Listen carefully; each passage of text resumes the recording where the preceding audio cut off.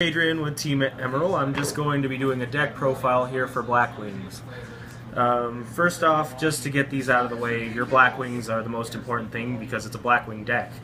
2 Sirocco. Why 2? Because they can get really cloggy at 3. You draw into 3 of them in your first hand, you are boned. So it's good when you need to get over a monster that you can't normally get over. Just normal Sirocco, special another Blackwing, pump up at either one of them. It's a very good thing to do. You have 3 Shura. Now, the reason why Shura is good is because he spam summons from your field from destroying monsters by battle. Now, of course, another reason why you have him is because of Black Whirlwind, but I'll get onto that later. 3 Bora the Spear. Now, that one's pretty obvious. You can special summon him from your hand as long as you have another Blackwing monster on the field.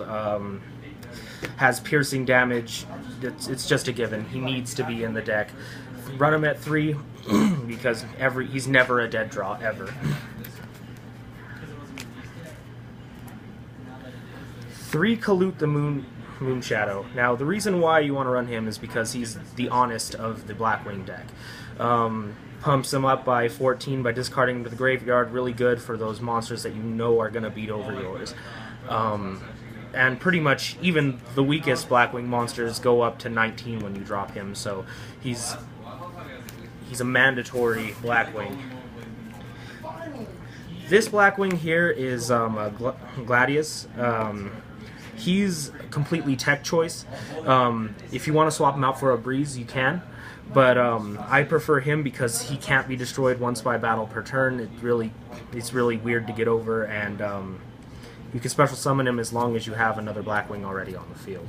Of course, you have to only have one Blackwing on the field already to do that. Everyone's favorite Blackwing, Gale the Whirlwind. It's too bad he's only at 1, but you have to run him. He special summons from hand as long as you have another Blackwing on the field. He's a tuner. He halves monsters' attacks permanently. It's just an incredible card to have. I'm still waiting for when they bring him back up. They probably won't, but I hope they do. 2 Blizzard. Well, Blizzard's pretty self-explanatory. You normal summon him, he special summons from your graveyard. Level 4 or lower, synchro right into a 6. Really easy to do.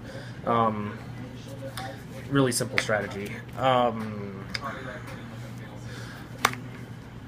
2 Kochi. Now, the reason why I run Kochi, and not many people do, the reason why I run him is because he's a level 4 tuner. You can go into your 8s really easy, especially if you normal summon him and special summon something else. Now, there are tons of combos you can pull off with Kochi as long as you normal summon him first, which can slow down your Black Whirlwinds, but that doesn't really matter because you need to get your monsters onto the field as fast as you can. 1 Zephyros. Zephyros the Elite is good at 1.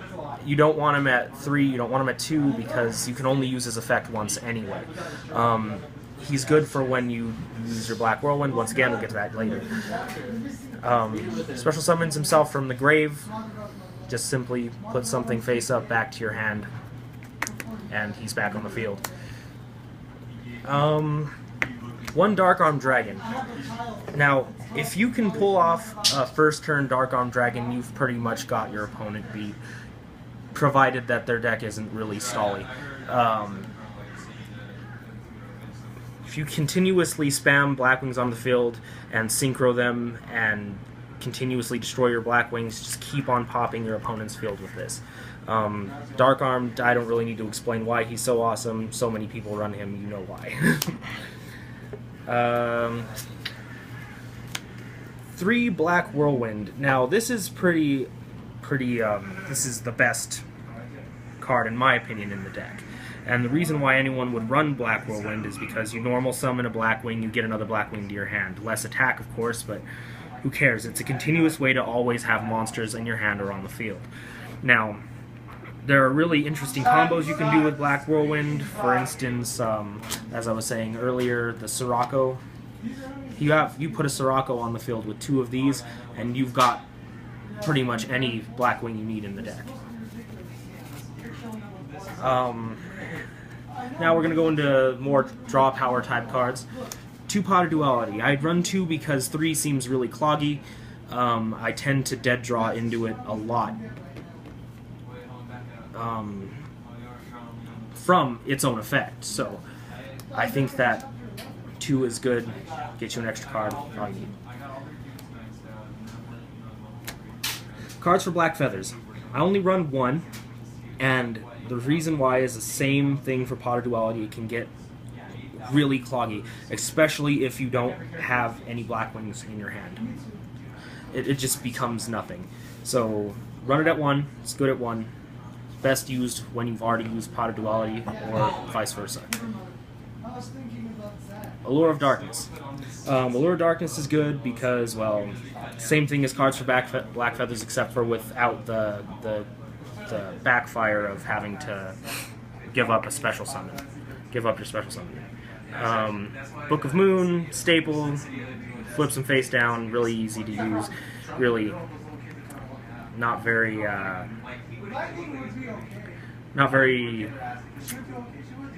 cloggy at all because you only run it at 1.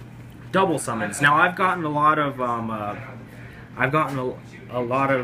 crap for putting these in, and the reason why is because people say, oh, double summon's bad for a spam summoning deck, blah blah blah blah blah. But the reason why I run it is because of the Black Whirlwind combo.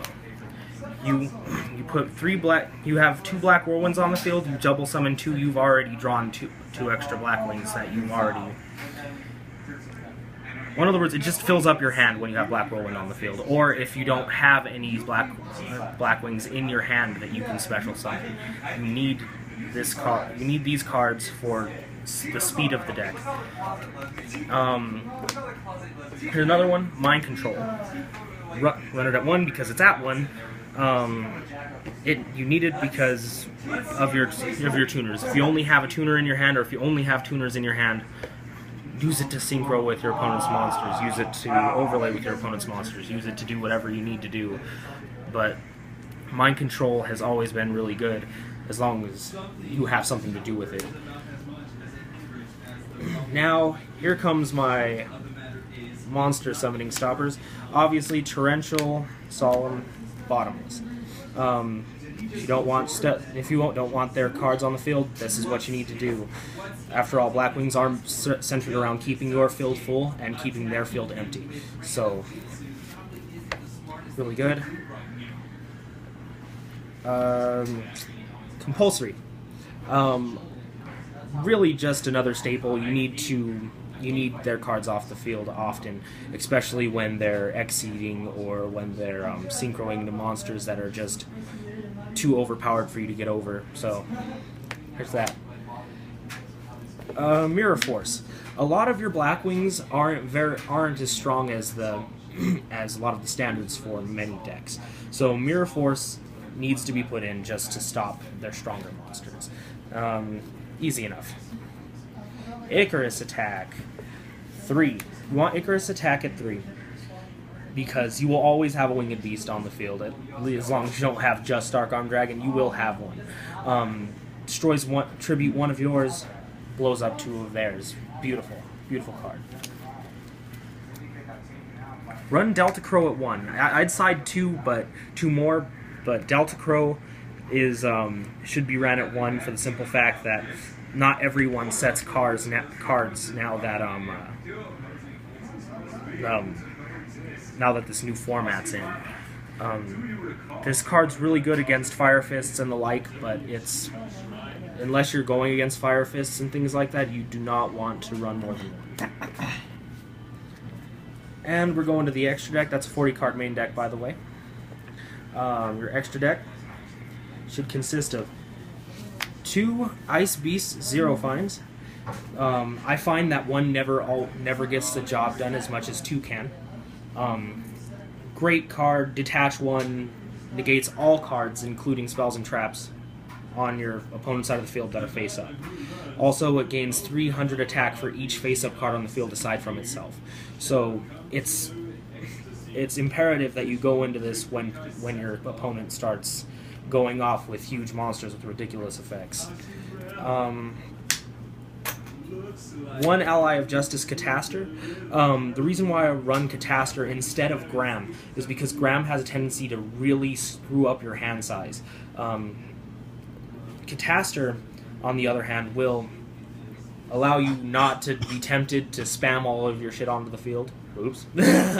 And it will also, it also is just a great card unless you're fighting against dark monsters above 2100, so there you go. HTS Syamoth. Once again, I got a lot of crap for running this, but the reason why I run this is because there are just some monsters that you cannot destroy with this deck. Sure, you take a little bit of damage if you swing into a 3000 beater with him, but it's worth it to get that card into the banish. It's basically just a DD Warrior Lady with 2400 attack, really good. So, next, Gaia, Force of Earth, really easy to do, really simple. Don't really have an explanation aside from that he's a 26 beater if you need to get over 25.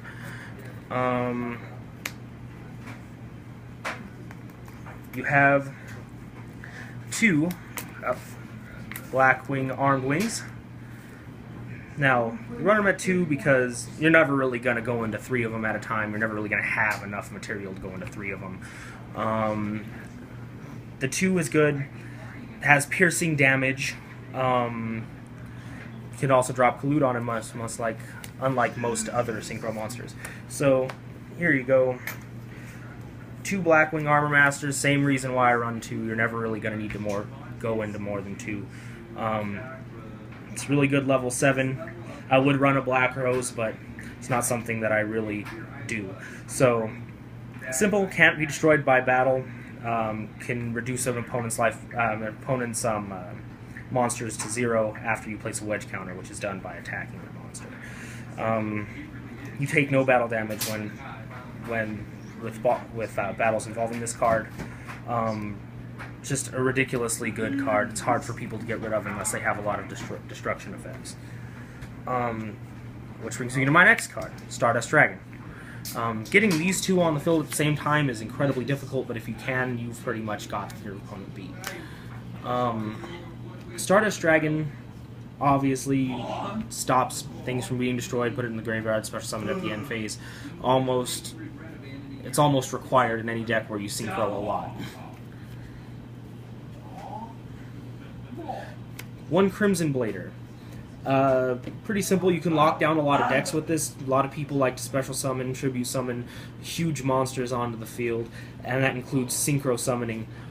Crimson Blader stops all that as long as you can destroy one of their monsters with him. 28 beater, just an incredible card. Another level 8, Scrap Dragon. Pretty simple. Tribute one of your cards to pop one of theirs. I mean, it's 28 beater. Why wouldn't you run it? It's good.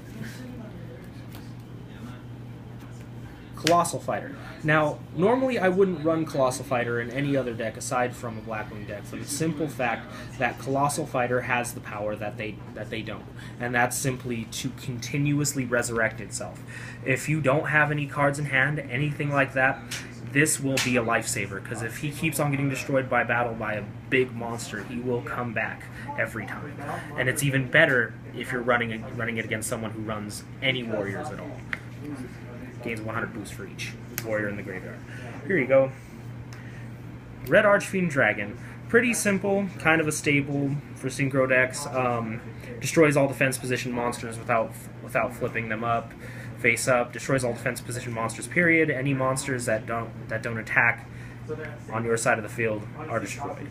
So, yeah, that's the reason why I run him. He's just a really big monster with a really cool destruction effect. And finally, Star Eater. Star Eater is incredible, especially if you got your opponent in a tight spot where they have nothing but set cards. Get him onto the field, really simple to do. For instance, Sirocco Blizzard Bora, or another one is Shura Bora Gale. Really easy to do. 11 So even though it's an 11 star, your opponent can't do much when it's on the field.